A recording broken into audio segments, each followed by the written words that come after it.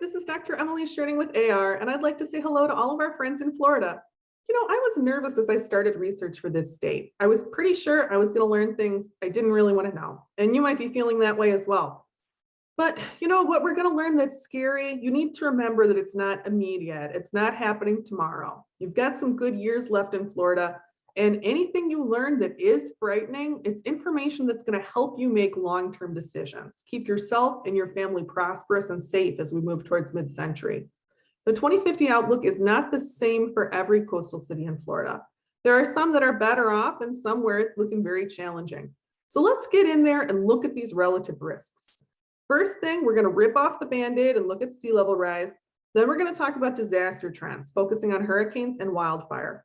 After that, we'll talk about the warming trend and how that'll impact the seasons before moving on to changing species, including both invasives and agricultural opportunities. Before we check out the sea level rise models, I want to share a quote from the federal report. The combined impacts of sea level rise and storm surge in the Southeast have the potential to cost up to $60 billion each year in 2050 under a higher emission scenario. Even under a lower emission scenario, RCP 4.5, projected damages are $56 billion a year in 2050. So we're looking at 60 billion versus 56 billion in yearly costs from sea level rise. Those are pretty similar numbers, and they're both pretty big numbers. A lot of those costs are coming from Florida and Louisiana. I have to say, unfortunately, Florida is in a very similar boat to Louisiana here. No matter if we manage to hold emissions down, because of sea level rise, we're looking at a rough ride. In a worst case scenario, Florida could lose almost 10% of its housing stock to the sea by 2100. But we don't do worst case scenario here. We look at most likely scenario.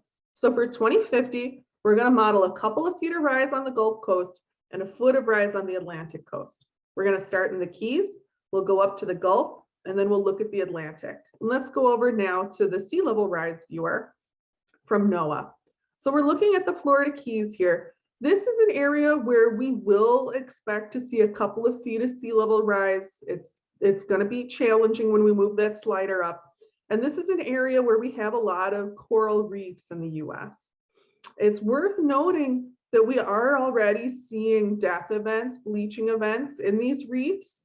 There's a lot of work going on to farm coral, and that is a solution that will help with some local restoration, but it won't allow us to do ecosystem-wide restoration. So as we look at the changes here, where they look catastrophic, they are catastrophic, and we need to accept that.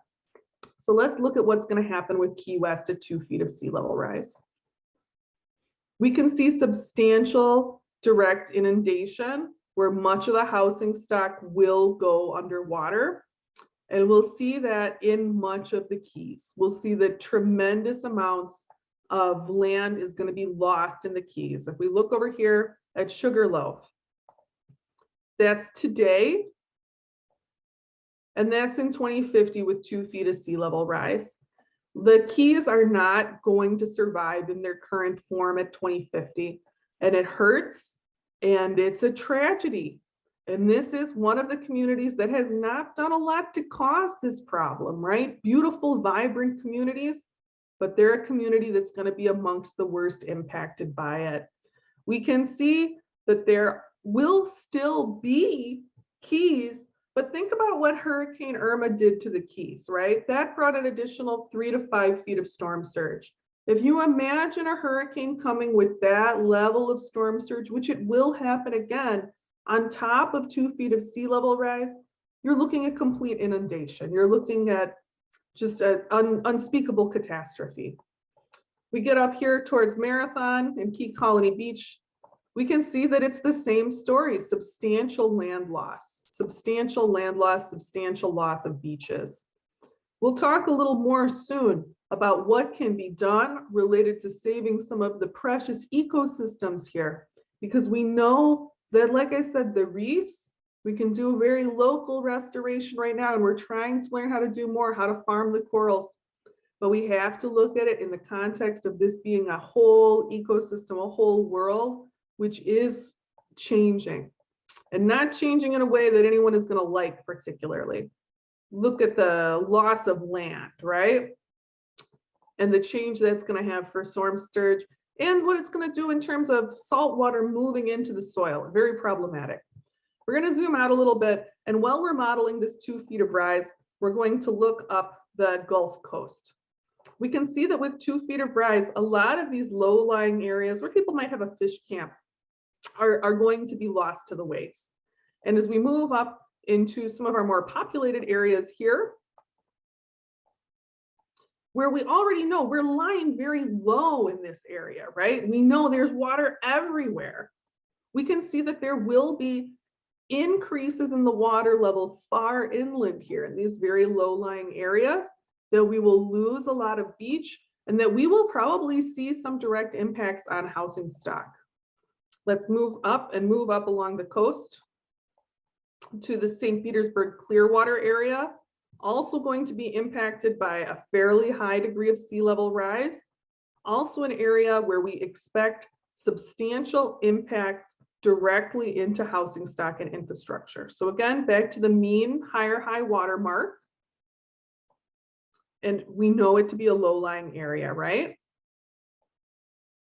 Modeling 2 feet of rise, we will see impacts to infrastructure, we will see impacts to housing, and we will see impacts to the soil of the area. More saltwater incursion will happen around the soil there.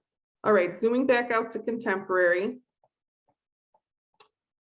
This is very sad. As we look at the state parks, we are going to see tremendous land loss in the state parks in that preserved habitat. We continue up the coast. And we're going to see, again, you're going to lose a lot of land, and in your coastal communities, you will see loss of housing stock. That's going to be true also up here on the Panhandle. Pensacola is really looking at some challenging outlook. Let's check in here.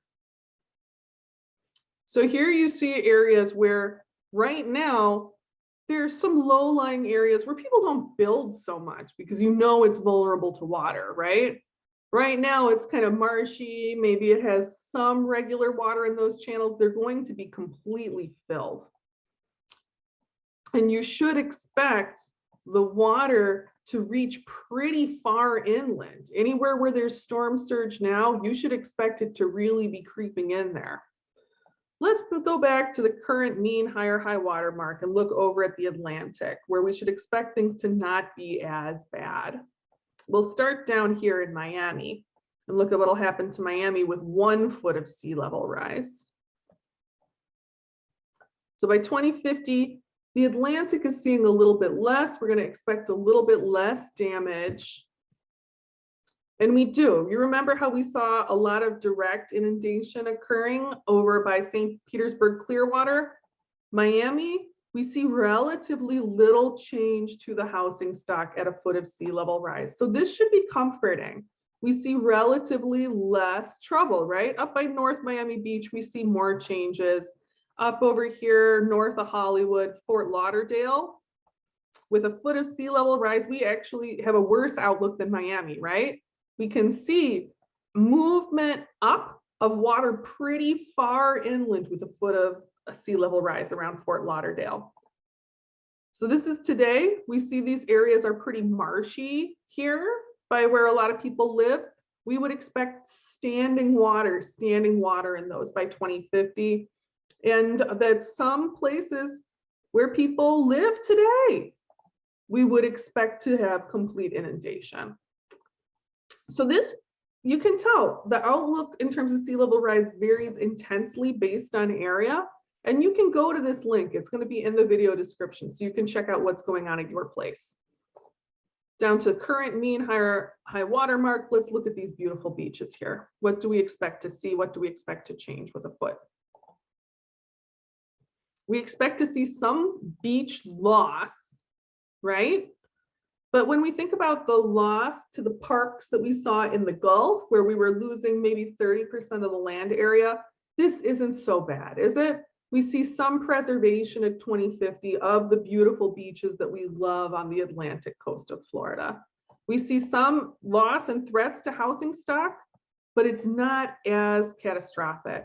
As we move towards 2050, when we're talking about relative risks, if you're on the Atlantic coast, you're not looking at as severe of an outcome as if you're on the Gulf Coast.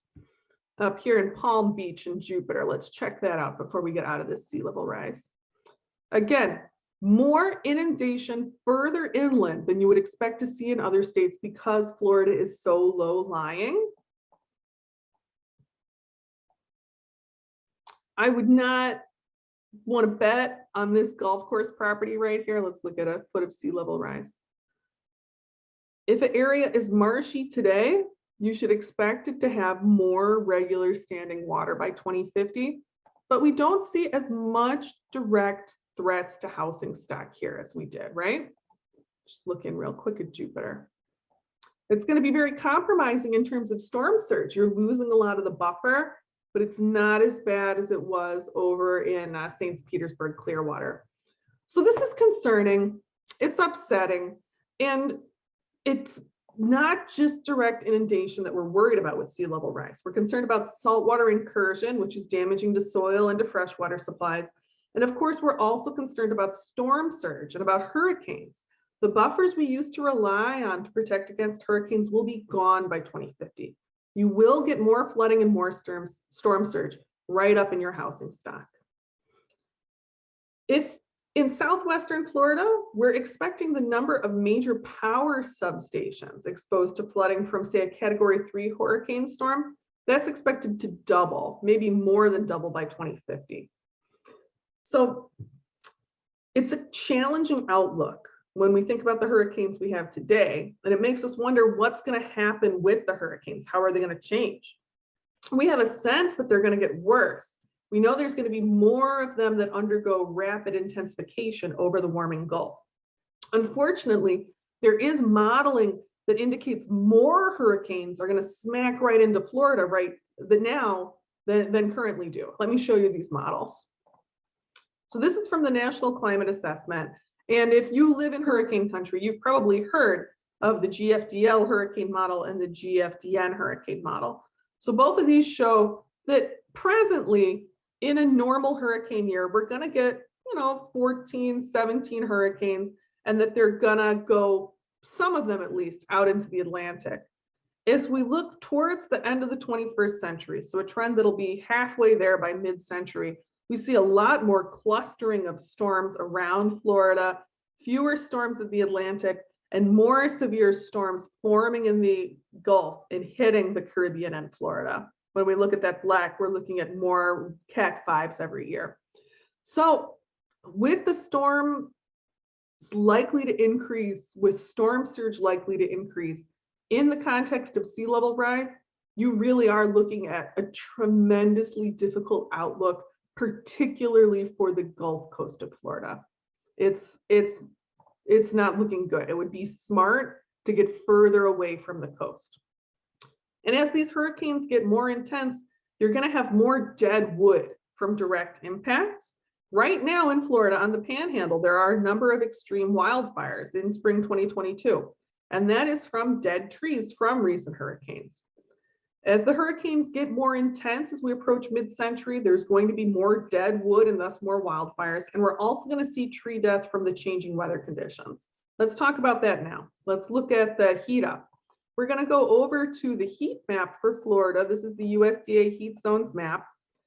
This is our contemporary heat, where we know, all of us know that Florida is warm, that we see 120 days maybe of warmth in the Panhandle, shading towards 180 days over 86 as we get towards southern Florida. If we look at the forecast for mid-century, we see dramatic increases in heat, where the coolest parts of Florida in the Panhandle there will be looking at about 180 days over 86 degrees F a year. And that as we move into southern Florida, more than 210 days a year, the majority of the year, the daytime temperature will be over 86 degrees. We've also seen pronounced trends towards nighttime warming in Florida. You should expect that these warm days will not cool down substantially at night. So this is a very challenging climatic outlook for anyone who has a history of heart or lung problems.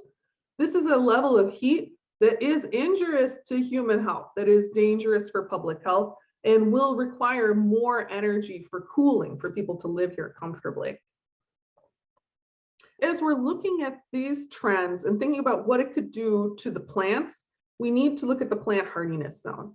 Any plant that doesn't love the heat is going to struggle during the warm season. But what's going to happen with plants during the cool season of Florida? And are we going to completely lose the freeze? Because that would change our agricultural opportunities, right?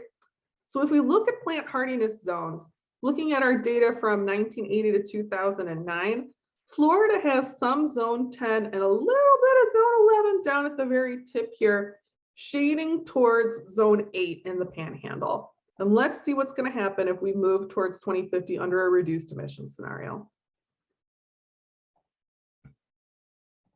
So we do see dramatic change here. Let's go back, contemporary, looking towards 2050. Almost every part of the state will move up a full plant hardiness zone, and we see dramatic expansion of that zone 11, which historically has been barely present in the US. So this indicates to me, with that big daytime warm up, with the big nighttime warm up, with this big shift upwards in plant hardiness zones, that you will have probably a lot of tree death in Florida that will drive wildfires like we have not seen historically in the state. However, it's worth noting that alongside that challenge, that increase in disaster, there is potential opportunity in that new zone 11 area. That's potentially interesting and valuable change there. It's a true tropical zone that would bring us the ability to bring some new tropical agriculture that could be very valuable here in the US. A lot about what we're going to be able to grow there will depend on if and what degree of extreme heat we see, how stable this new climate is, but there could be some very interesting agricultural opportunities in southern and central Florida as a result of this heat up, particularly inland as we get away from the saltwater incursion associated with sea level rise. We need also to look at precipitation trends as we talk about agriculture. So let's switch gears for a minute and talk about that. The current trends have seen a significant decrease in rainfall across much of the state. It's been getting a little bit drier in Florida, and that's projected to continue. With the saltwater incursion issue from sea level rise, I'd want to get a very clear eye on water trends and water sources as I was thinking about long-term agricultural investments in Florida. Right now, most cities in Florida are on aquifer water, and some farmers are using groundwater for irrigation. Currently, the draw on the groundwater is unsustainable, and we anticipate that some aquifers may become saline as the sea level rises. So water use is a definite area of concern in this state that might not have occurred to some of us. Now that we've got those warming trends and the changing water trends in mind, we can start looking at how species and ecosystems are shifting in Florida. The mangrove swamp is an ecosystem of extreme interest. That's going to be pushing north. Right now, we can see mangrove-dominated ecosystems in the Florida Keys. The projections indicate that by 2050, they could come up as far as Orlando. This is good news, both because it allows us to preserve some of the unique beauty of the Florida Keys by helping it get onto the main peninsula, and because the mangrove system has some really strong protective effects. As we look at these hurricanes that are coming, as we look at the coastal loss from sea level rise, the mangrove ecosystem will protect the remaining coast like nothing else. It'll absorb storm surge like nothing else. The more the people of Florida can help this tough mangrove dominated ecosystem move onto the mainland and up north, that's your blueprint for a healthy future in Florida. A healthy future in Florida that is not made up entirely of Burmese pythons and Brazilian pepper trees. Everyone in Florida knows we have problems with those invasive species and with others. You've probably already seen this invasive mosquito. Let me show you a picture. We have Aedes aegypti and Aedes albopictus. They're a big mosquito, and they're a mosquito with these white spots on it, a black and white spotted mosquito. This mosquito carries a lot of tropical diseases that people have already been experiencing in the state. Like if you think back to 2016, when we had the big outbreaks of Zika virus. It's a gross oversimplification to say this, but the tropical diseases carried by these mosquitoes, they really suck. For many of these tropical diseases, we have only very limited treatments. Public health is already a challenge in Florida. The healthcare system is very strained in the state. We can expect the system to be further strained as we move towards mid-century. There's a further colonization of these invasive mosquitoes, and they spread more relatively unfamiliar tropical diseases into the population. So we looked at a lot of rough things in this forecast. We can see that there are some places here in Florida, some special places that we probably can't save. The Florida Keys, we're looking at habitats that are not going to be able to be preserved in place. But we might think of shifting some of those ecosystems onto the mainland into southern Florida and help them move up the coast. There's a lot of change here in Florida. If you caught the Georgia forecast, you saw that a lot of the citrus growing habitat in Florida, wet, warm, it was moving up towards Georgia. If you want to be successful in Florida in the long term, you need to think about anticipating and riding that level of change. I would anticipate pretty severe and frequent disaster-related disruptions in Florida in the future with that challenging change in the hurricane modeling in particular. As we see the landscape shift, as we see these changes in plant hardiness zones combined with big changes in summer heat, we will expect a lot of wildfire activity over the next 20 to 30 years. And that's not what we typically think of when we think of Florida. We don't typically think of wildfire as a threat, so it's good to be prepared for that. And dealing with new threats, we have to acknowledge that's always a particularly strong strain on local infrastructure. So we would expect kind of global strains on Florida's infrastructure. This addition of potentially a valuable true tropical habitat, though, I think that's going to offer both challenge and opportunity. On the whole, though, we have to face that this is a very difficult outlook for the state. We can see on the coast, particularly on the Gulf Coast, there will be serious impacts on communities. A lot of homes will be lost. We've got some good years left, though. The sea level rise is going to accelerate as we get past 2030. We know change is coming, but that doesn't have to diminish our enjoyment of the present. If you love these beautiful places, these beautiful beaches, I hope looking into the future inspires you to get out there as much as you can now. This is Dr. Sherding with AR signing out. Please like and subscribe. Help get the message out there. There is hope. We can prepare for what's coming, and sometimes preparing means getting ready to leave. Let's get ready.